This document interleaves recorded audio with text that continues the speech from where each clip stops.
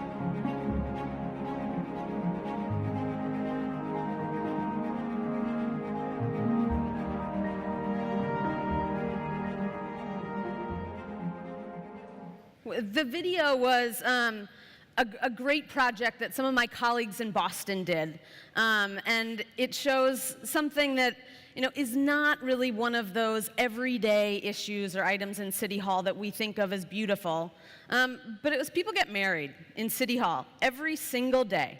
They walk in the door, we're like pretty gruff, and we say, okay, go up the stairs, take your second left, go in the office, and what they did was they set up a photo booth.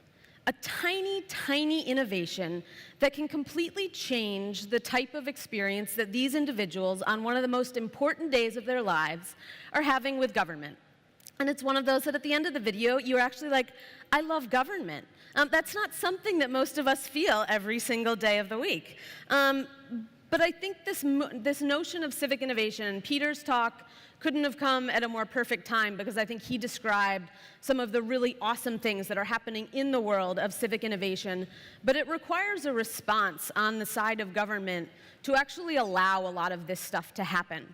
And this notion and the movement of civic innovation has been happening in this country and across the globe really most actively for about the last 5 or 6 years.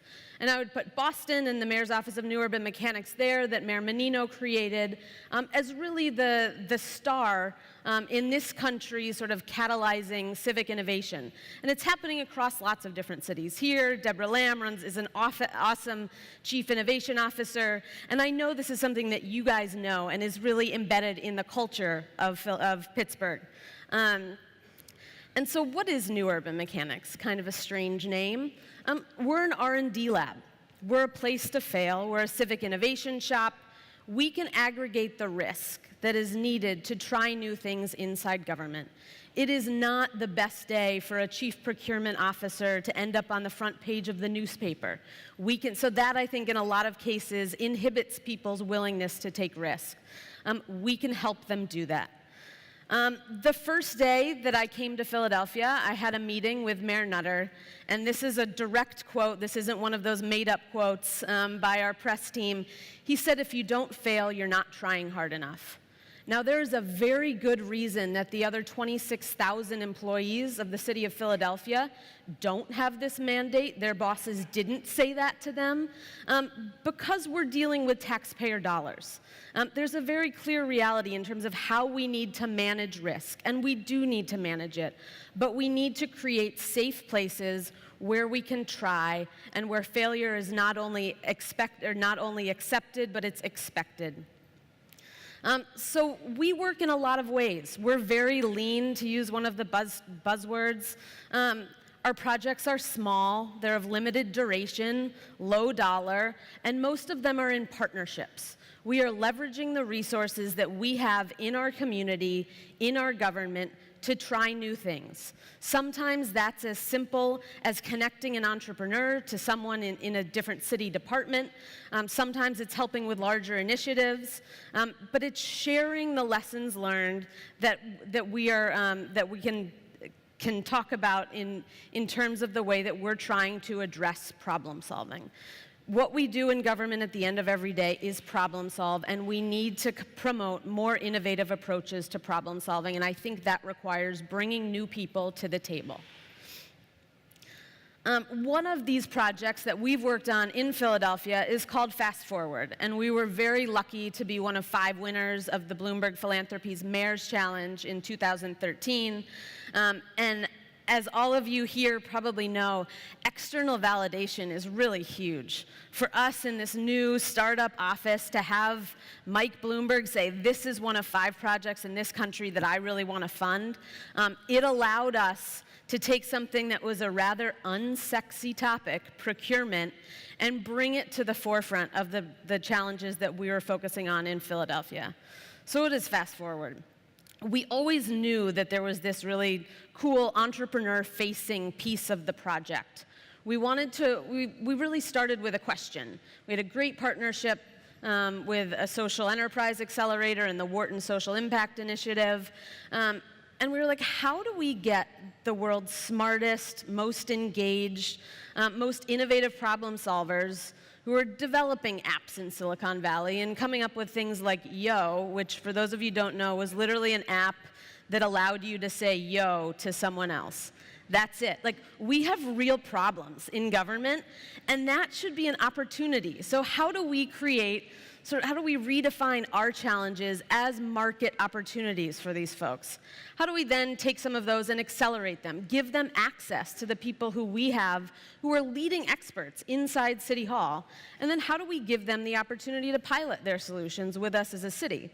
And we're like, okay, this is all great, but then it was like, why isn't this happening already? We're like, oh shoot, there are all of these barriers in our current processes that make it really difficult for small companies to work with us, for startups to work with us, to test things that haven't been tested in many, many other cities already. And so as we go back to sort of looking at this market opportunity, we looked at public safety, we looked at public health, and we looked at public education as 3 potential areas. It was really high need. We spend a lot of money, and there are people who could focus on this. Public safety is a $152 billion a year market in the United States in terms of what cities spend. Here. There aren't tons of entrepreneurs focusing on public safety. Like, what if we start to tell this story that there is a real economic opportunity for them to come work with us? We were able to get an awesome group of people. We've run a couple of cohorts of 10 startups that we've worked with, which allows us to manage a portfolio of risk. This is not something where we're betting all of our eggs in one, putting all of our eggs in one basket. We can spread the risk that we're taking, giving $10,000 stipends for them to participate in a 3-month accelerator, and bringing a really diverse group of problem solvers to the city. And we started to think about what are the tools that we can use to enable this to happen. We have to follow the rules. We have to have fair and open and transparent competitions. But the way that we typically write our RFPs is incredibly prescriptive. We assume on the government side that we completely understand the problem, and then we prescribe a solution. And we probably took the RFP from Pittsburgh and just did a search and replace and put Philadelphia in there anyway. We can't write that. We can't engage the smartest people in the world. They don't want to come work with us if we're telling them exactly what we want them to do. And because it took us 24 months to write the RFP, any technology that we're talking about is already completely outdated. We need to open it up. We need to say, we think these are the types of challenges that we have in public safety or whatever area. Come help us. Come work with us. We will give you access to our assets. Our assets are amazing people. They can be streets. There's a ton of space that we manage. There's data that we have. There's a lot that we can offer that doesn't require the transfer of significant amounts of money. And we need to create these programs and these processes and these sort of front door points of entry so that an entrepreneur can come from Pittsburgh, as the 2 guys on the left did, or they can come from Indiana or India, and come work with us, and they don't need to know someone who's the innovation person. There are clear points of entry that enable them to work with the city and that also enable people inside City Hall to say, this is part of a real program? Sure, I can meet with you, I can talk to you, I can give you all of my insight, and we end up with much more effective solutions. So we worked with them, and we had some great tech startups that we've worked with, but I also think that there's a lot of civic innovation that is not about technology. I think innovation and technology are two inherently different things, and we need to make sure that we don't put all of our innovation eggs in the space of technology. This was a project that we did an open competition and for civic design solutions that would work in different neighborhoods. And we got a group of youth who were brought together by an organization called Public Workshop, which has done work, sort of public building projects all over the country. And these students who, you get a bunch of young African-American males congregating in a street in Philadelphia, and all of a sudden, maybe the police are alerted. Turns out these kids are awesome sensors. They can actually go out and they can pull great data from other residents of the community, from the business owners in these communities. And here they were able to prototype a number of different street furniture projects, where, guess what, the business owners had been wanting to put a bike rack up, or they'd wanted to put a bench outside near the bus stop, and no one had ever empowered them to do that. These are ways where we can unlock the assets of our streets department and say, sure, we'll go test some things. And in the process, we're engaging and training students who would not typically be served by government on a regular basis and giving them access, helping them understand the way that a project goes from something that's made of plywood to something that can ultimately be fabricated all across the city. And if there's an area where I think at the outset, we in the Office of New Urban Mechanics didn't necessarily succeed at first, was understanding how important this is culturally. This is not about, I get to come up here and I talk in different places and it's sexy to be on the innovation side, but the people who do the work and the people who are going to be in City Hall, in our innovation lab in Philadelphia, a year from now are not Mayor Nutter and they're not me. And so we need to make sure that we're embedding these types and these approaches to problem solving into the way that every department works. We need to give them spaces where they can actually write on a whiteboard, they can collaborate, they can move furniture around, and where different people are trained in different types of tools and they understand what prototyping means, how they might work with a startup, what the language of the other types of communities that we have, and bringing in different people to be more accessible to all of the different assets and the resources that we have in the city. Innovation is not something that needs to happen in these tiny little siloed shops. Innovation that lasts and that matters is embedded and is shared as a cultural way of approaching life, way of approaching your job every single day.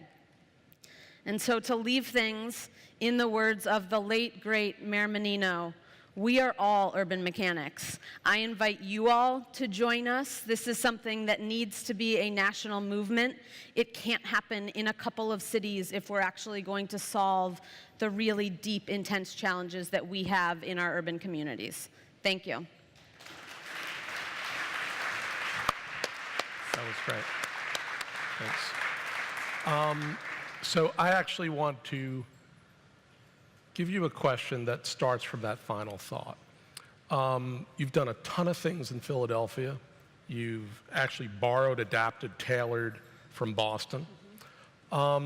Take Pittsburgh. We have people here from Erie. How do you begin to spread these lessons and really concrete, tangible takeaways to other cities? I mean, are we needing some kind of new institution, intermediary? How do we do this? Or do we just take you and put you on the road? No, I think there are a couple of things. First, I think one of the smartest moves Mayor Nutter did was actually not go back to Philadelphia after learning about the Mayor's Office of New Urban Mechanics and say, I'm going to create my own thing. It allowed us to hit the ground running. We were talking to the folks in Boston every single day, every week, and we're sharing our solutions with them. And there are a number of cities, Pittsburgh included, where we're on the phone, we're sharing the solutions, but we're not yet at the point of really developing and solving problems in a networked fashion. And I think there's so much potential for that. But at the end of the day, I work for Mike Nutter. Right. The guys in Boston work for Mayor Walsh. And we do need some support, I think, in order to make sure that we go beyond just sharing the ideas and really working together. We haven't found that deeper collaboration yet. Okay, fantastic. Thank you very much. Thank you. Okay.